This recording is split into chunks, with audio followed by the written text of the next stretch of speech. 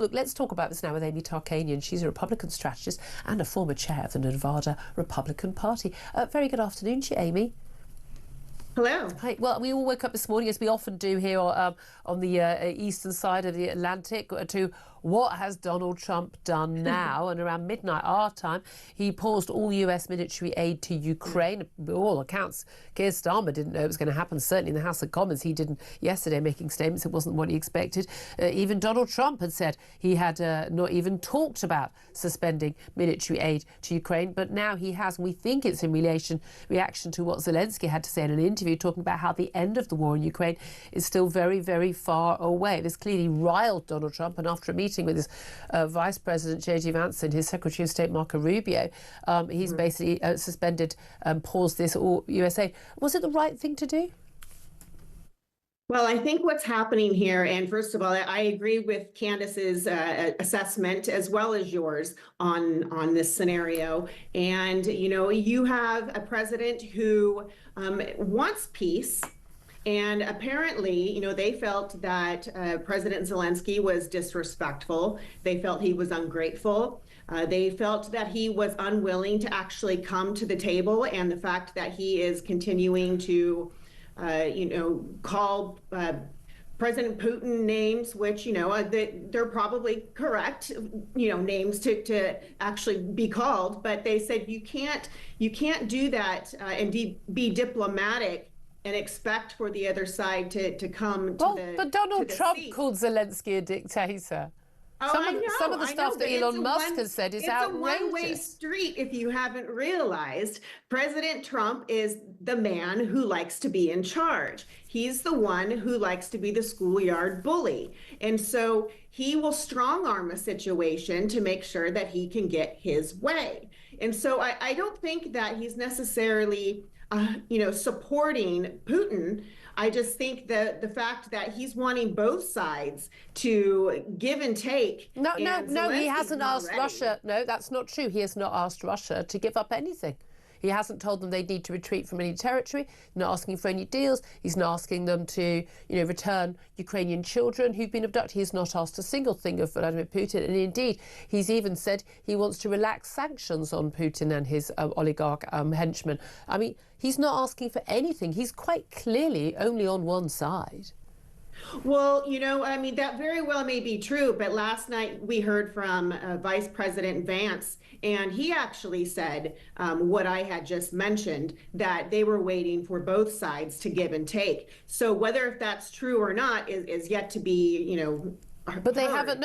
But they've made demands of one side only. And again, this absurd J.D. Vance line constantly about how, when you're going to apologise. Zelensky has thanked the US publicly, let alone privately, publicly, for their help 94 times.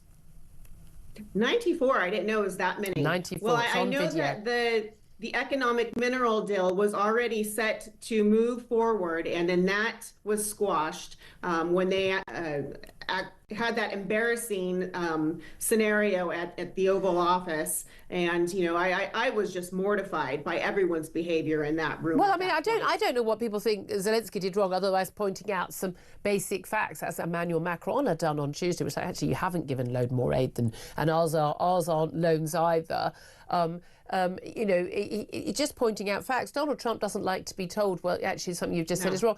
The point at which Donald Trump got riled up on Friday in the Oval Office was when Zelensky pointed out that we've done diplomatic negotiations. We've done deals with Russia before, after the invasion of Crimea, and when we did that, Putin reneged on every single aspect of that negotiation. He can't be trusted. And this is when Donald Trump got all riled up, defending Vladimir Putin. But this is the thing. Elon Musk has tweeted in the last 24 hours, Zelensky wants a forever war, a never-ending graft meat grinder.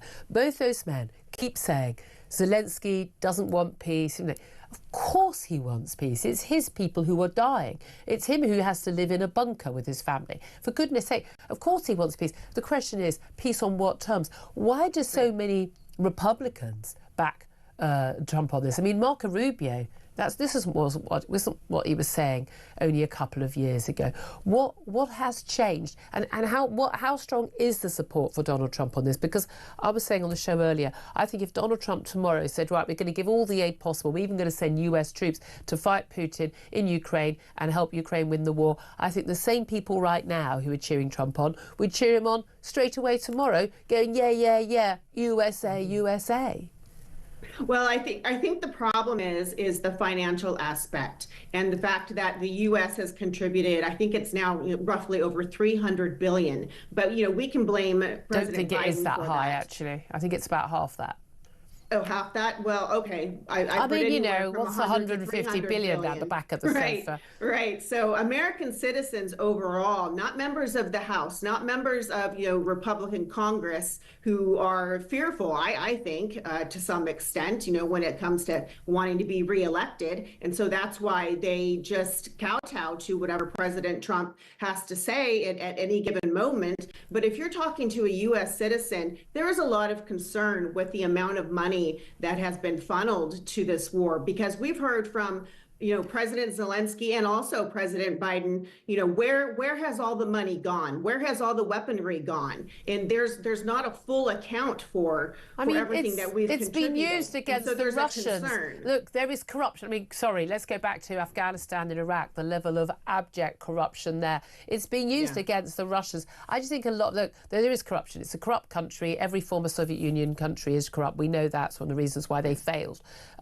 because of that. But it is just absurd that this should be the argument against that. We would never have gone into any state ever if it wasn't for that level. It's a massive level of corruption in America in terms of these deals. One of the reasons why America spends so much on military is because of these pork barrel deals where you spend 3 times as much on something because to please some random senator from Wyoming who's got a factory in his constituency. Yeah. I mean, this is mad. Can I just bring you some breaking news? Volodymyr Zelensky has spoken for the first time since that withdrawal of all military aid to Ukraine from Donald Trump. The Ukrainian president said that he has spoken with Friedrich Merz, he's Germany's next chancellor, about further cooperation between the countries. And he said that we remember that Germany is a leader in supplying air defence systems to Ukraine, plays a crucial role in ensuring our financial stability.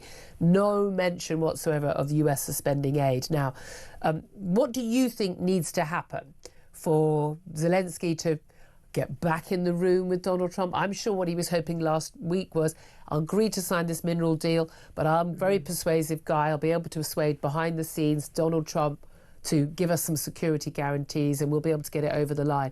He didn't get that. It's therefore not worth signing because it's basically a surrender to the Russians. What do you think that Zelensky or indeed European leaders can do to try and mend this? Well, I think the whole purpose of pulling out just temporarily on the funding is to make sure that European nations step up their game.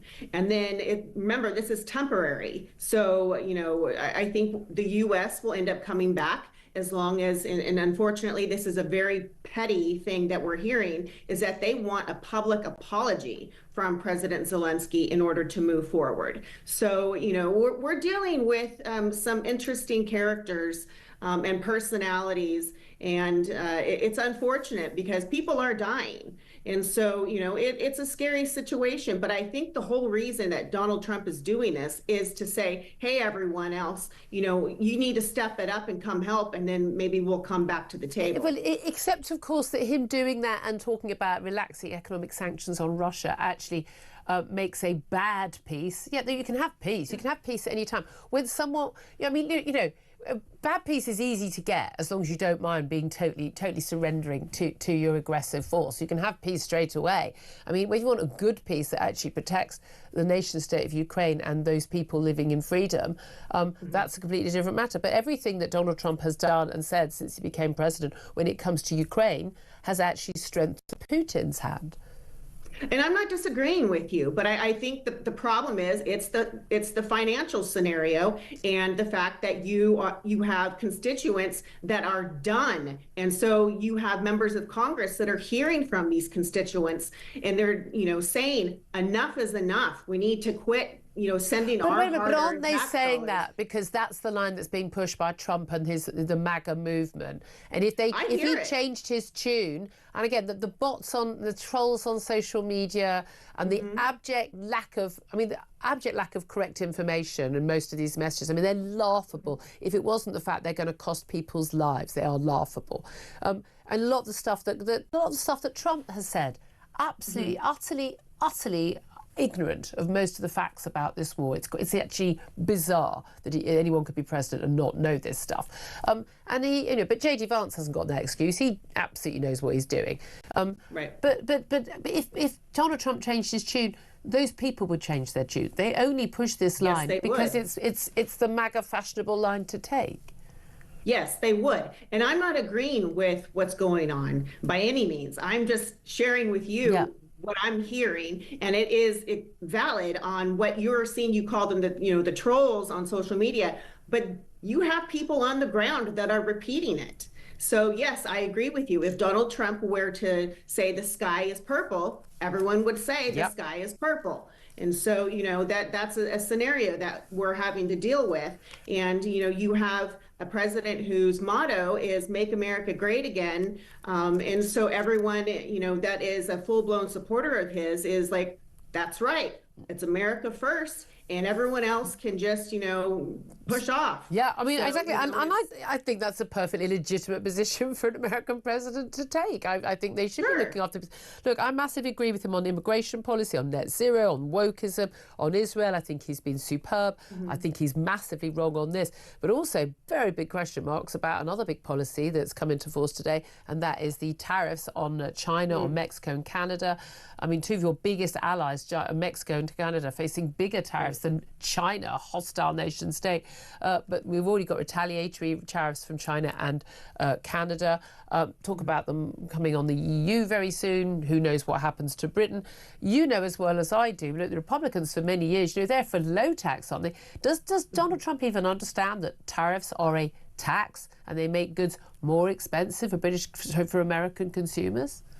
Well, tonight he's going to be addressing Congress and the nation at 9 p.m. Eastern time. He's going to have to do an excellent job at explaining a number of issues, and especially this one, because a lot of people are really concerned. And we saw the stock market actually go down about 900 points, I think it was, when he made the announcement. So people are worried because our economy is, still struggling, and things are very expensive for people. So, and we are seeing already countries retaliating and saying, well, we're going to increase our tariffs on you. Or you even hear the Premier of Ontario say, well, we're going to cut off your electricity that we provide. That was a little extreme. But I think what Donald Trump is actually attempting to do is level the playing field, supposedly, and doesn't want to be taken advantage of. So he wants the tariffs to be reciprocal.